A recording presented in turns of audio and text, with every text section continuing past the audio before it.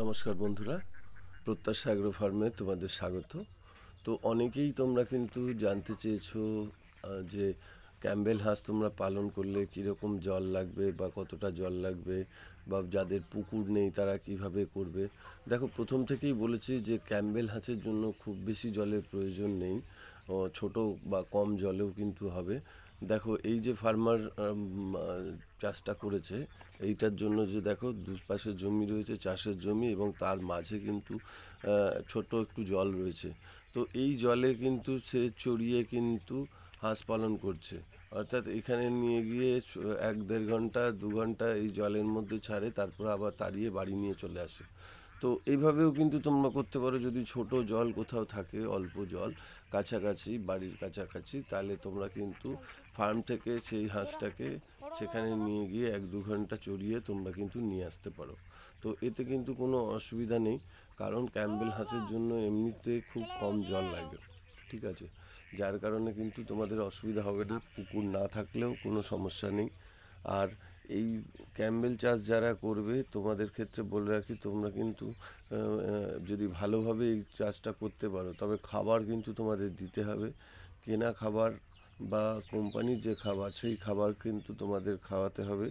এবং কিছু কিছু ক্ষেত্রে আমরা কিন্তু ট্রেনিংয়ের সময় বলে দিই যে কী ধরনের খাবার তোমরা তৈরি করতে পারবে, ইনগ্রিডিয়েন্টস কী কী আছে বা কী কী উপাদান নিয়ে তোমরা এই খাবারগুলো তৈরি করবে। সেই ধরনের একটা ভালো কোয়ালিটির খাবার যদি তোমরা কিন্তু দিতে পারো, তাহলে কিন্তু তোমরা এই ক্যাম্বেল থেকে তোমরা 300 বা 300+ ডিম পেতে পারো। তো ডিমের জন্য কিন্তু এই ক্যাম্বেল হাঁসটা কিন্তু খুবই ভালো। এবং এই হাঁসটার যেটা সুবিধা, সেটা হচ্ছে যেহেতু বেশি জল লাগে না, যার কারণে কিন্তু কম জল যেখানে আছে, তোমাদের বাড়ির আশেপাশে, ফার্মের আশেপাশে থাকলেও হবে। এইভাবে যদি কম জল কোথাও থেকে যায়, সেখানেও কিন্তু তোমরা এই হাঁসটাকে অনায়াসে পালন করতে পারবে, তোমাদের কোনো অসুবিধা নেই। এর জন্য বড় পুকুর বা বড় জলাশয়ের কিন্তু দরকার হবে না। এইভাবে মাঠের মাঝেও কিন্তু এইভাবে করা যায়।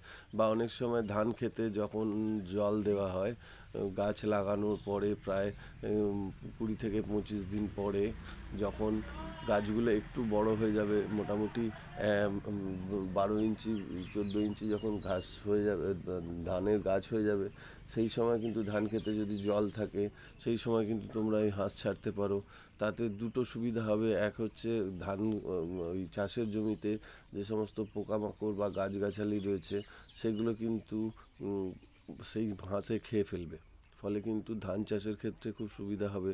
এবং যেহেতু ধান ক্ষেতের মধ্যে হাঁস নামলে ধান নাড়াচাড়া হবে, গাছ নাড়াচাড়া হবে, সেক্ষেত্রেও কিন্তু অনেক ক্ষতিকারক পোকামাকড় কিন্তু সেখান থেকে চলে যাবে, বা সেগুলোকে কিন্তু হাঁস খেয়ে ফেলবে।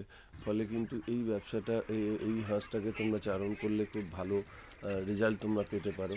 তবে আর একটা জিনিস তোমাদের বলে রাখি, যে তোমরা যখন ফার্মের মধ্যে হাঁসগুলোকে রাখো, তখন তার গেটটাকে বড্ড ছোট করে ফেলো।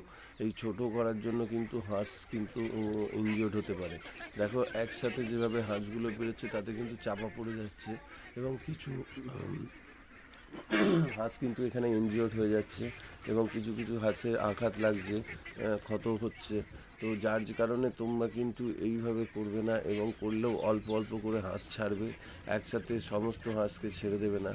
আর অথবা হয়তো ফার্মে তোমরা 2-3টে গেট করবে, যাতে সেখান দিয়ে বেরোতে পারে।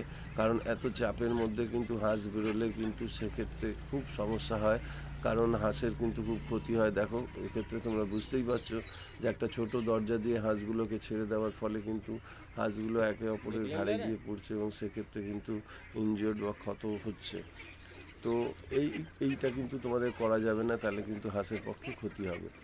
আমাদের ভিডিও যদি তোমাদের ভালো লেগে থাকে, তাহলে অবশ্যই আমাদেরকে একটা লাইক দেবে এবং সাবস্ক্রাইব করবে।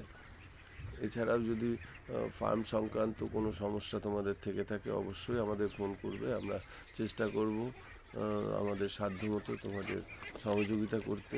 সকলেই ভালো থেকো। এবং এই হাঁসটা কিন্তু তোমরা একটু যত্ন সহকারে চাষ করতে পারলে তোমরা কিন্তু অধিক লাভ পেতে পারো। ফলে ডাক ফার্মিং যারা এখন করতে চাইছো, তোমরা কিন্তু এই হাঁসটাই পালন করতে পারো।